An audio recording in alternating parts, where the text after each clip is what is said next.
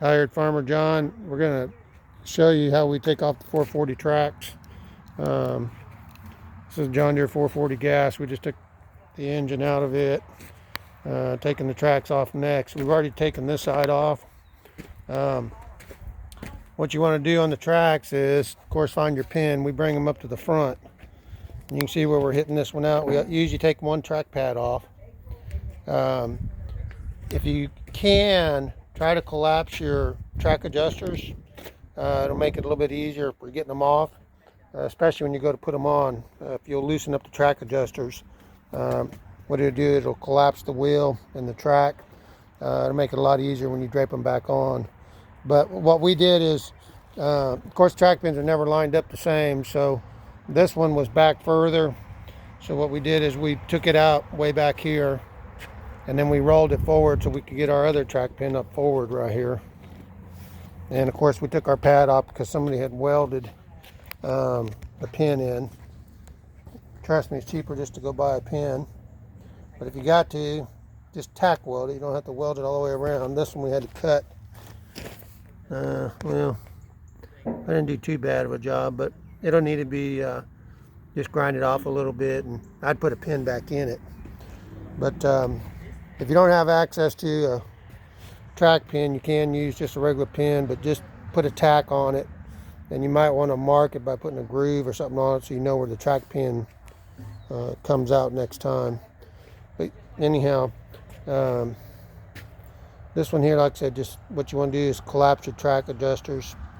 At some point you'll have to do it, or you can do it once you take your chains off. But if the chains are real tight, I suggest collapsing the track adjusters. And like I said, pretty simple process taking them off. We'll do a video later of how to put them on, but usually we're busy taking them apart. So easy system. If you got some torches, that's usually always a good help. Well, like I said, we rolled it where we got the pins to the front, and of course we got the front bumper off, which makes a big difference. If you don't have the bumper off, you're probably going to have something on the back will make it hard to knock out. But if you do, and you do have the front on it, you still want to bring it to the front. It's still the easiest way to get the pins out.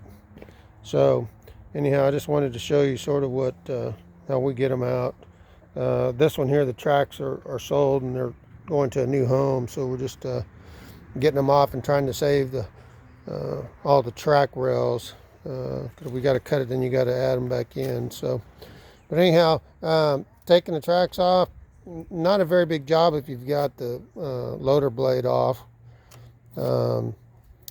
You can get to everything pretty easy, but if you got the nose on, of course it sticks out pretty good ways. But definitely like to have that front bumper off, taking the tracks off. But I know if you're just taking tracks off, you're probably not going to be doing that. But if you can get the nose off, if you know, it's going to make it easier. And if you can't, then still bring them forward. And you're going to want, we use this big, it's a steering gear, big handle, and you got a big old head on it you can hit with a little baby sledgehammer. What is that, about 5 pounds?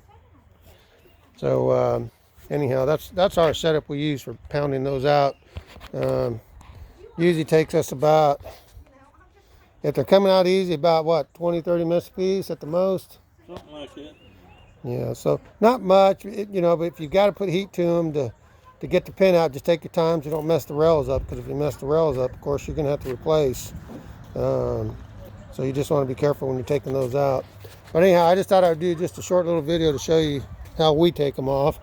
And then once we get the this last one off here that Larry's pounding out, we're going to push the tractor back again so the tracks will come right off. Because you may be wondering how to get the tracks off. What we'll do is we're going to take the big backhoe and we're going to push this on the rails, and it's going to follow the rails coming back, and that'll get them off. And then we're going to pull it forward again and pull them off the rails, and then we can just roll them up, because of course we're shipping them, we're not putting them back on. And if you were putting them back on, you'd probably do about the same process. You could lay them out and roll the machine back on it, or just push it back on it.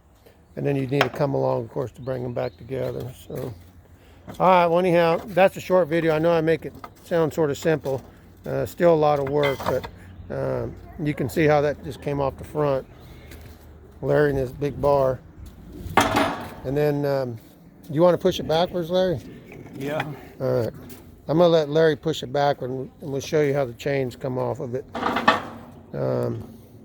Especially if you're doing it by yourself.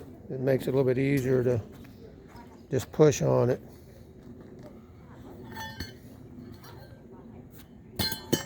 You gonna take that chain off? Okay.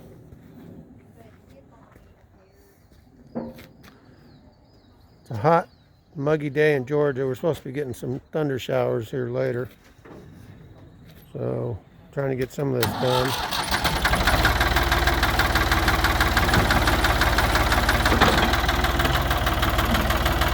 It always helps if you have a little tractor. Push these around.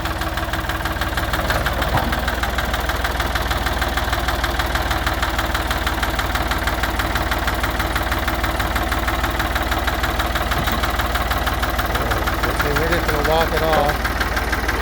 Gonna pull the track off.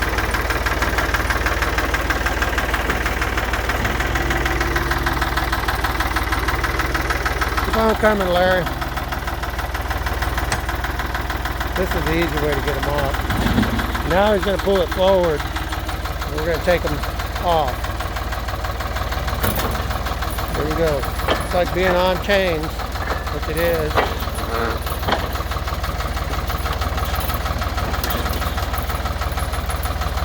And I know not everybody has a backhoe, but even if you have a truck, you can chain it up and pull it. What's that? You gotta take them covers off back here. Oh, you gonna do that before we take it down? Okay. Have to have a torch to that one. Okay. All right. All right. Well, anyhow, you can see, and what we're gonna do is we're just gonna pull the tractor right off the crawler. We'll pull it right off, and then it's gonna go down to the yard. But we've got to strip the spring covers and the rear sprocket guards off. They're going to another customer, so we got to do that. But anyhow, I just thought I'd show a little video on how we take our tracks off on these machines. Of course, every application is going to be different, but hopefully those are a few tips of ours on taking them off. Farmer John signing out.